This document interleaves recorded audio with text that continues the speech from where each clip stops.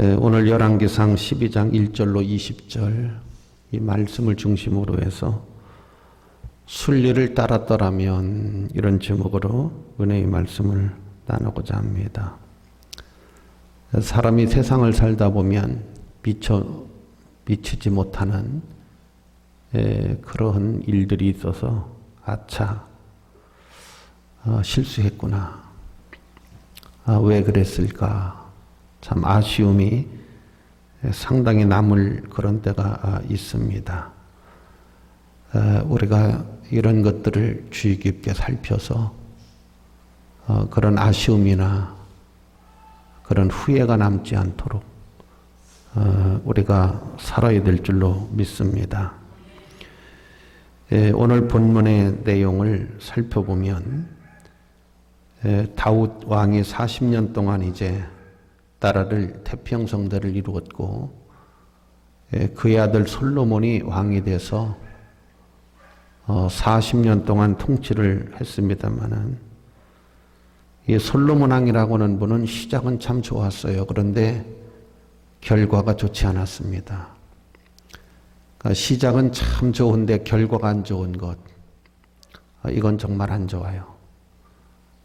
우리는 어떻게 보면 시작보다는 결과가 더 좋은 것이 결과가 더 안 좋은 것보다는 더 용이하다. 그렇게 볼 수가 있어요. 물론 시작도 잘 되고 결과도 잘 되면 100점이죠. 더 이상 말할 나위가 없겠지요.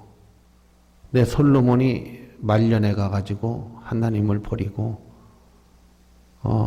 잘못된 길로 감으로 인해 가지고 너희 나라가 분열되게 될 것이다. 이런 좋지 않은 선례를 남기고 세상을 떠났고, 그리고 솔로몬의 대를 이어서 이제 르호보암이라고 하는 아들이 왕이 되었습니다. 그러니까 다윗 시대를 걸치고 솔로몬 시대를 걸치고 온 백성들이 솔로몬 시대 말년이 좋지 않았어요. 그래서 백성들이 상당히 피곤해하고 지쳐 있을 때 그의 아들 르호보암이 왕이 되니까 백성들이 상당히 기대를 많이 한 거예요. 새로운 정부가 들어섰으니까 뭔가 새로운 시대가 열리지 않을까. 그래서 많은 관료들이 르호보암을 찾아왔어요. 그래서 뭐라고 하느냐 하면 당신의 아버지 솔로몬이 우리에게 참 힘들게 했다. 여기 이제 4절에 보면 왕의 아버지가 우리의 멍에를 무겁게 했으니 왕은 이제 왕의 아버지께서 우리에게 시킨 고역과 그 무거운 멍에를 가볍게 좀 해주소서. 이렇게 이제 많은 사람들이 왕에게 좋은 건의를 합니다. 그러면은 르호보암이라고 하는 이 왕이 임기 초기인데 좀 민정을 좀 살폈어야 되는 거 아닌가요? 좀 나가서 왜 이렇게 관료들이 나한테 와서 아버지가 이렇게 우리를 굉장히 힘들게 했다라고 하는지 좀 정세를 나가서 살펴보는 게 맞을 거예요. 그런데 이 사람이 왕궁에서 오래 살아서 그런 문화에 익숙해져서 그런지는 모르지만 서민에 익숙하지를 않은 그런 사람이 아닌가 싶습니다. 그러니까 아버지 때 원로로 계시던 정치인들을, 관료들을 다 모았어요. 이렇게 나한테 건의를 하는데 원로 어른들은 어떻게 생각을 하십니까? 그러니까 이분들의 건의가 맞습니다. 그 백성들의 말에 귀를 기울이시고 그 말을 들으소서. 그랬더니 르호보암이 좀 거슬렸던 것 같아요. 좋게 듣지를 않았어요. 원로들의 말을 좋게 듣지 않았어요. 그래서 왕궁에서 같이 자라난 친구들, 그러니까 지금 보편적으로 말하면 뭐 장관의 아들, 국무총리의 아들, 뭐 이런 자녀들하고 같이 어울리지 않았겠어요? 지금으로 말하면 대학교 뭐 총장님의 아들, 뭐 재벌들의 아들, 이런 사람들하고 같이 그런 그룹들이 있지 않겠어요? 그래서 그 친구들을 불렀어요. 야, 친구들아, 내가 왕이 되자마자 백성들이 와서 이렇게 건의를 해서, 야, 내가 전에 총리 지내셨던 분, 장관 지내셨던 분들, 이런 분들을 불러가지고 얘기를 던졌더니 이분들은 백성의 말을 따르라고 하더라. 너희들은 어떻게 생각하느냐 하고 물었더니 말이요, 이 친구들이 뭐라고 하느냐면, 좀 속되게 말하면 백성들 배불러서 그런 거예요. 아버지가 손가락이었다고 하면 너의 허리가 너의 손가락이 아버지 허리보다도 굵다. 아버지가 채적으로 다스렸다면 너는 전갈의 채적으로 다스려라. 이 백성들이 이게 해이해지고 배가 불러서 그따운 소리 하는 거지 말이 되는 거냐, 이런 식으로 얘기를 하는 거예요. 그러니까 다 그런 수준의 아들들이니까 뭐 서민들의 삶하고는 무관하잖아요. 그런데 여기에서 이제 르호보암이 어떤 결정을 하느냐. 3일이 지나서 백성들이 왔어요. 3일 후에 답을 주겠다고 했으니까. 그러니까 여기다 대고 턱하니 하는 소리가 불을 지른 거지요. 난 너희들의 말을 듣지 않겠다. 내가 3일 동안 고민한 끝에 내린 결론은 전갈의 채찍으로 너희들을 다스릴 것이다. 그러니까 백성들이 분노한 거예요. 그 말을 듣고 참을 수가 없었던 거예요. 그래서 밀란이 일어난 겁니다. 나라가 이제 둘로 갈린 거예요. 유다의 자손하고 베냐민의 자손만 남고 10지파의 자손들이 다 그냥 여로보암에게 가서 북이스라엘을 세우게 된 겁니다. 나라가 둘로 완전히 갈려져 버렸어요. 이게 오늘 성경의 본문의 내용인 것입니다.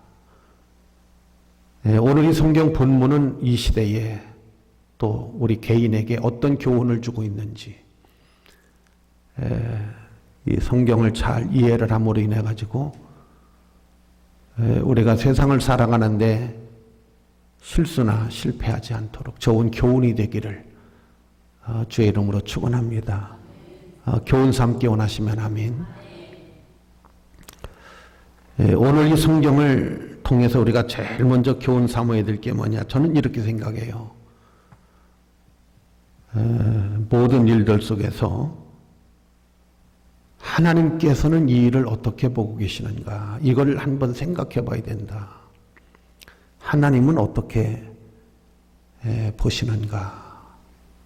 라고 하는 것입니다. 백성들은 지금 힘들다, 우리가 괴롭다, 많은 어려움을 겪었다, 우리를 좀 편안하게 해달라, 짐을 가볍게 해달라, 그런 건의가 들어왔을 때 제일 먼저 우리는 원로의 회의도 중요하고 친구들의 회의도 중요하지만 하나님은 어떻게 하기를 원하시는가? 근데 그게 없어요. 그의 아버지나 할아버지는 늘 어떤 일들을 하나님 앞에 제일 먼저 물었어요. 하나님, 어떻게 할까요? 하나님은 어떤 계획을 갖고 계시나요? 하나님 말씀해 주세요. 그래서 답을 제일 먼저 하나님께 구합니다. 이게 여러분 믿는 사람의 도리예요. 왜냐하면 역사를 하나님이 주관하시기 때문에 그러한 거고요. 역사의 주인이 하나님이시고 우리 생사화복의 주인이 하나님이시기 때문에 옛날에 저희 교회에 아주 미끈하게 생긴 청년이 있었어요. 노총각이죠. 결혼을 좀 못했어요. 노총각이 있었는데 이 사람이 고려대학을 졸업을 했는지 다니다 중퇴를 했는지 하여튼 고려대학을 물을 먹은 사람이에요. 근데 특히 이 사람이 영어를 잘하더라고요. 영어를 참 잘해요. 그래서 외국 사람들이 이렇게 오면 아주 영어 통역을 잘하고 영어를 잘해요. 그래서 제가 어느 교회 목사님에게 중매를 넣었어요. 우리 교회에 이렇게 훌륭한 청년이 노총각이 있는데 그 교회에 좋은 아가씨가 있으면 좀 중매를 했으면 좋겠다. 그러니까 그 교회에 좋은 아가씨가 한 분 있었어요. 그래서 목사님이 이야기를 하니까 그 자매님이 뭐라고 하느냐면 제가 일주일 동안 이 문제를 놓고 기도를 하고 답을 주겠습니다. 그래서 나는 그때 뭔 기도야, 기도는 목사님이 좋다면 하면 되는 거지. 그렇게 생각을 했어요. 근데 일주일 동안 하나님 앞에 기도를 하고 답을 주겠다. 근데 일주일 만에 답이 왔어요. 뭐라고 답이 왔느냐면 글쎄요. 내가 일주일 동안 기도를 했는데 하나님은 원치 않으시네요. 그래서 안 하겠습니다. 그래서 제가 속으로 그랬어요. 너 후회할 거야. 너 이제 후회할 거야. 그 좋은 사람을 왜 그렇게 했어? 그렇게 생각을 했어요. 근데 시간이 지나다 보니까 와, 이 사람의 본심이 본색이 드러나는데 그때도 그 자매 생각이 나더라고요. 야, 일주일 기도해보고 답을 줄게요. 그랬더니 일주일 기도했더니 하나님께서 원치를 않으십니다. 참 신앙의 여자구나. 훌륭한 사람이구나. 네가 맞았다. 목사님이 틀렸다. 내가 경솔했다. 겉만 보고 겉에 드러난 것만 보고 저는 좋은 사람인 줄 알았어요. 여러분, 이 사람이 어느 정도냐면요. 자기 어머니가 살아계신데 애갓집 가갖고 어머니가 돌아가셨다고. 그러니까 애갓집에 난리가 났잖아요. 지금 장례 치를 돈이 없다고 급히 돈이 필요하다고 그래서 몇백만 원을 갖다가 쓴 거예요. 그러니까 애갓집에서 이제 돌아가셨다니까 우선 돈은 주고 왔을 거다니 와서 보니까 살아계시는 거야. 이 정도야, 이 정도. 여러분, 오늘 느헤보암의 가장 큰 실수가 뭘까요? 하나님, 이 백성들이 이렇게 저한테 와서 이야기를 하는데 하나님 어떻게 할까요? 도와줘야 되는 건가요? 세금을 좀 낮추는 게 맞는 건가요? 유아정책을 피는 게 맞는 건가요? 어떻게 할까요? 하나님은 어떻게 생각을 하고 계시는지 이걸 구하는 게 우선이었어요. 전혀 하나님을 배제해버렸어요. 하나님을 빼버렸어요. 우리 인생에 어떤 일들을 만나게 되어질 때 하나님을 빼버리는 것이 가장 큰 실수입니다. 여러분, 하나님을 제일 먼저 기억하시고 하나님은 어떤 뜻을 가지고 계신가요? 하나님은 어떤 섭리를 가지고 계신가요? 하나님의 은혜를 구하는 게 먼저다. 다윗 왕은 굉장히 훌륭하지만은 굉장히 똑똑한 분이에요. 그렇지만은 늘 하나님 앞에 먼저 구했어요. 하나님, 제 생각을 말하기 전에 하나님의 뜻을 먼저 구합니다. 늘 그랬어요. 그게 승리의 비결이었고 성공의 비결이었어요.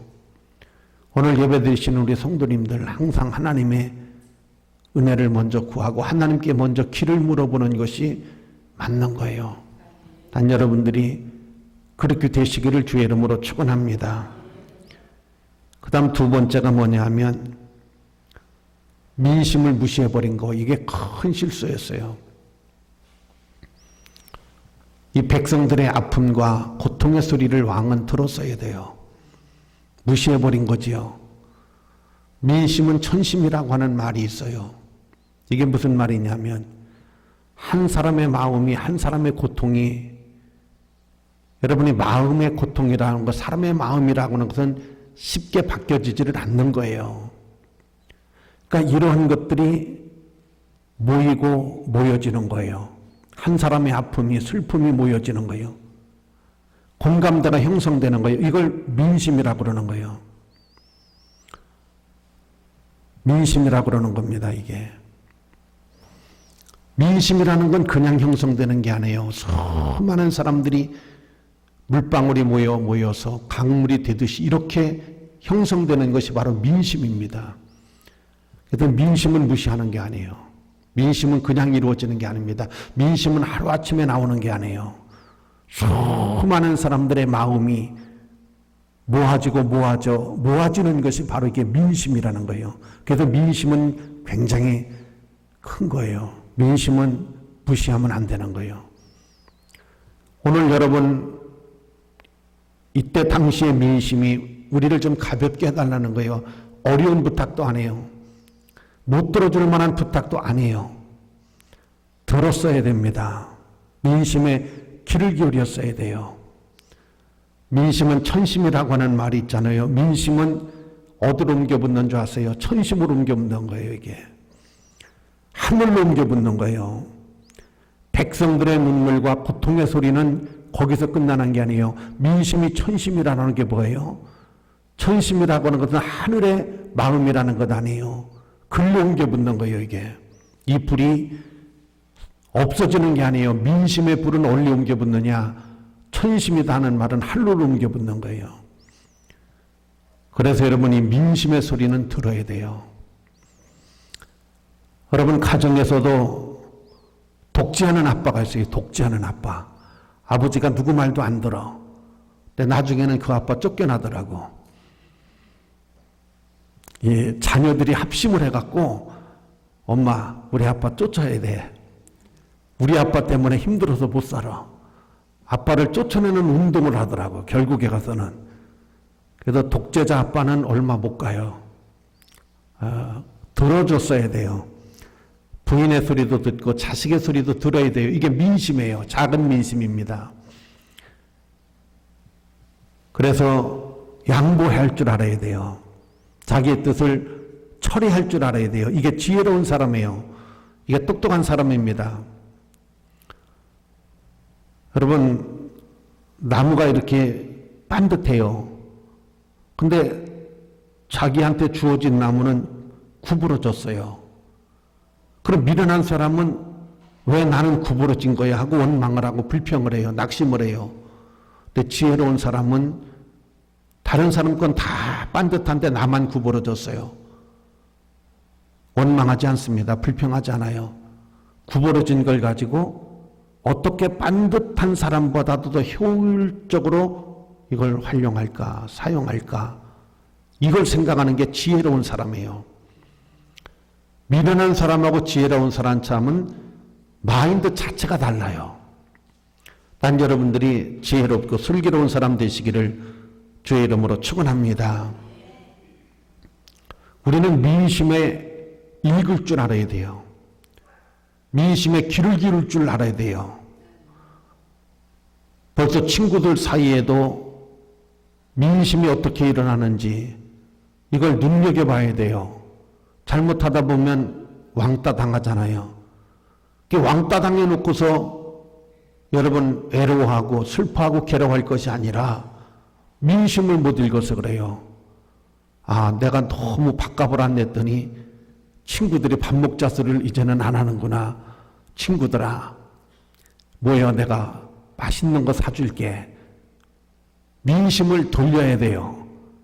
계속해서 먹고 밥 먹을 때 되면 핸드폰 갖고 나가고 그러면 떠나버려요.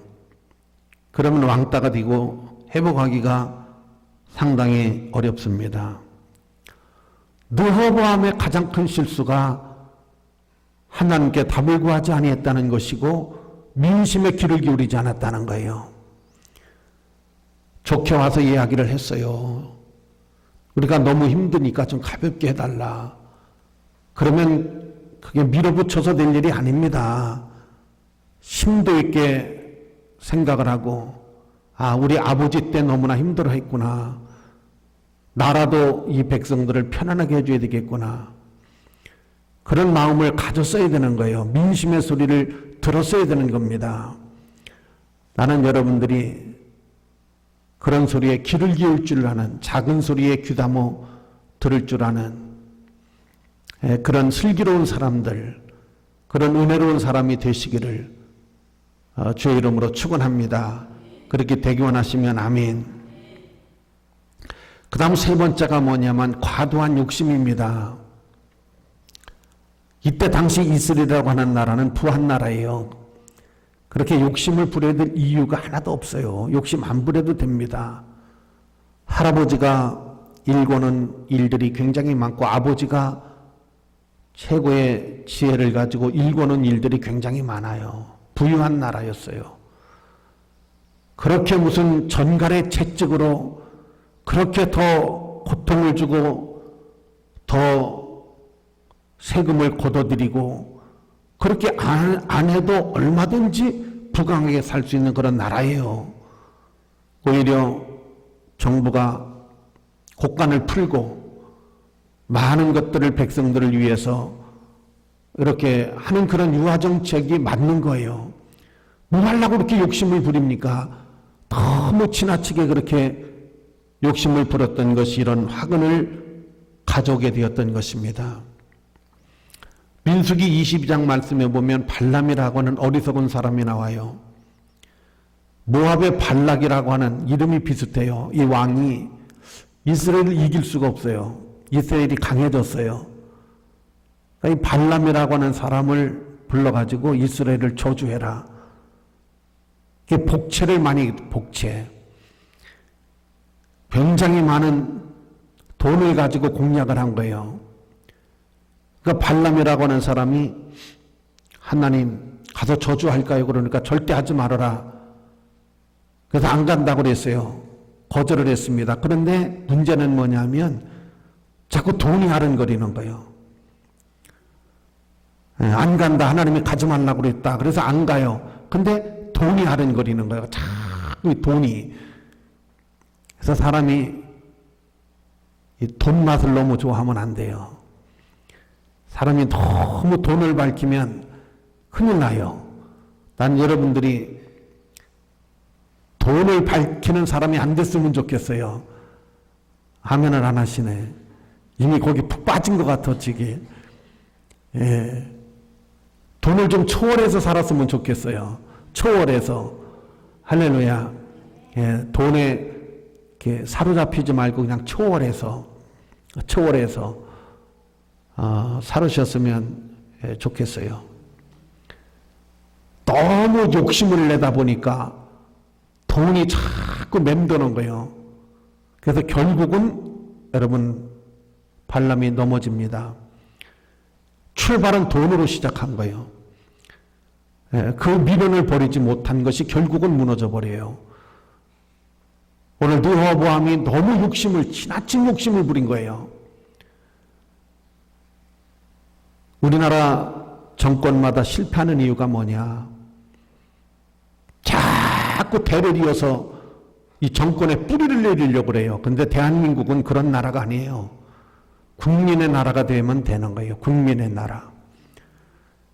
저는 조용히 물러갑니다. 국민을 위해서 5년 동안 일을 하고 저는 퇴장합니다. 국민 여러분, 국민의 나라입니다. 좋은 대통령은 국민이 선택해 주세요. 이게 맞는 거예요. 이걸 헌법조항에다 넣어야 돼. 아니 모든 주권이 국민으로부터 나고 국민의 나라라고 되어 있잖아요. 그걸 잃어버리면 안 돼요. 그래서 우리나라 대통령은 취임식 때 욕심을 버리고 내려놔야 돼요. 정권을 또 창출하려고 하는 마음을 버려야 됩니다. 거기서 잘못되는 거예요. 욕심을 가지면 안 됩니다. 욕심은 한이 없고 끝이 없는 거예요. 여우 한 마리가 남의 포도밭을 들어갔어요. 들어간 것도 잘못이죠. 왜 남의 포도밭을 들어갑니까? 네, 들어갔어요. 포도가 얼마나 탐스럽게 익었습니까? 그러면 들어간 것도 나쁘지만 한두 송이만 따먹고 얼른 나왔어야 되는데 남의 거 공짜니까 해주는 줄 모르고 먹었단 말이요. 주인이 왔어요. 그래서 나온 구멍으로 다시 나오려고 그러니까 배가 불러가지고 거기 꼈어요. 들어갈 때는 배가 홀쭉해서 쑥 들어갔는데 적당히 먹고 얼른 나왔어야 되는데 너무 먹다가 배가 남산처럼 나와가지고 나오려다가 배가 걸려서 못 나온 거예요. 주인한테 붙잡혔을까 안 붙잡혔을까 검찰총장이 붙잡아 간 거예요. 돼지게 맞았을까 안 맞았을까? 돼지게 맞았지. 먹은 거 다 토했을까 안 토했을까? 다 토했지. 한숨이만 따먹고 얼른 나오지. 그랬으면 그냥 물론 그것도 나쁜 일이지만 그래도 그 지경까지는 안 갔을 텐데 남의 거 그냥 자기가 땀 흘려서 농사진 거 아니라고 욕심 부리다가 얼마나 맞았는지 몰라. 얼마나 된통 쌌는지 몰라요. 여러분 너무 욕심 부릴 것 없어. 갖고 온 것이 없으니 가지고 갈 때 가지고 갈 것이 없도다. 이렇게 말씀을 하셨잖아요. 어제 저희 장모님이 세상을 떠나셔서 제가 가야 되는데 못 가서 장모님을 추모하면서 글을 하나 썼어요. 글을 하나 써서 우리 사모님한테 보내서 읽어보라고 그랬더니 답장이 하나 잘못 썼는지 감동을 못 받았는지 내용이 이러한 거예요. 97세의 긴 여정을 살고 가신 분, 네, 조용히 오셨다가 참 조용히 가시네요. 참 조용히 사셨습니다. 이럴 때도 조용하셨고 저럴 때도 조용하셨습니다. 늘 조용하셨습니다. 소리 소문 없이 오셨다가 소리 소문 없이 가셨네요. 조용히 사시다가 참 조용히 가셨네요. 조용했지만은 큰 울림이 있었고 그 조용한 가운데서 자식들아 잘 살아라 라고 하는 소리가 들리네요. 그래도 제가 말없이 조용히 떠나신 분 앞에 눈물 한 방울 흘리고 하나님 나라에서 영생복 나가시고 다음에 다시 만나요. 이런 내용으로 시를 하나 써서 보내드렸어요. 우리 사모님이 원래 이 문자를 잘 안 보시는 분이라 제가 전화를 해서 읽어봤느냐고 그랬더니 안 봤다고 그러더라고요. 그래서 얼른 읽어보라고 그랬어요. 내가 인생을 다 살았을 때 후대가 나를 뭐라고 말을 할까? 자식은 내 앞에 와서 뭐라고 말을 할까? 부인은 내 묘비에다가 무엇든 글자 하나를 새겨놓기를 원할까? 거기에 좋은 이름을 새겨놓는 것이 잘 사는 것 아닐까요? 아무것도 새겨놓을 만한 일이 없고 글 하나 올릴 만한 것이 없다라고 하면 내가 인생을 왜 이렇게 살았는가? 라고 말할 수밖에 없을 것 아니겠어요? 할렐루야. 여러분 지나친 욕심이 화를 불러온 거예요. 욕심이 화를 불러온 겁니다. 그리 안에도 살았어요. 그리 안에도 강국이 되고 그리 안에도 하나님의 왕권을 지켜주실 텐데 왜 지나친 욕심을 부려서 이런 비극을 만들어냈을까? 나라가 여러 번 분열되는데 분열된 것도 중요하지만은 10지파가 나갔다고요. 유다 지파하고 베냐민 지파만 남았다고요. 이게 무슨 꼴이냐고요. 지나친 욕심이 불러온 화고 민심을 잃지 못한 화근을 보게 되어집니다. 마지막으로 미래를 볼 줄 모르는 게 큰 실수였어요. 당장 여러분 3일이 지나고 나서 전갈과 채찍으로 너희를 다스릴 거라고 한 말이 떨어지자마자 나라가 분열돼 버리고 마는 거예요. 어떻게 한치 앞을 못 봐도 이렇게 못 볼 수가 있을까요? 채찍과 전갈로 너희들 다스릴 것이다. 이 말이 떨어지기가 무섭게 여러분 나라는 부쪽이 나고 엄청난 비극이 시작되어졌던, 사랑하시는 성도 여러분, 미래를 볼 줄 아는 은혜가 있기를 바랍니다. 여리고라고 하는 성에 기생 라합이라고 하는 여자가 살았잖아요. 정탐꾼이 거기 가서 이규를 만났을 때 정탐꾼을 살려주었어요. 그리고 정탐꾼하고 헤어질 때에 나는 하나님이 어떻게 하실 것을, 당신들이 고국에 돌아가면 이 나라에 어떤 일이 일어날 것을 나는 알고 있습니다. 기억하소서, 잊지 마소서, 은혜를 저버리지 마소서. 하나 약조합시다. 당신의 집에다가 붉은 깃발 하나를 달아놓으세요. 그러면 제가 우리 대장 앞에 가서 보고를 해서 붉은 깃발이 달려있는 집 식구는 멸하지 말아라.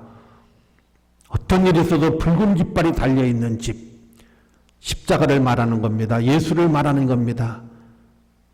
어떤 사탄도 어떤 귀신도 붉은 깃발이 있는 집, 예수의 보혈이 있는 집은 손대지 말아라.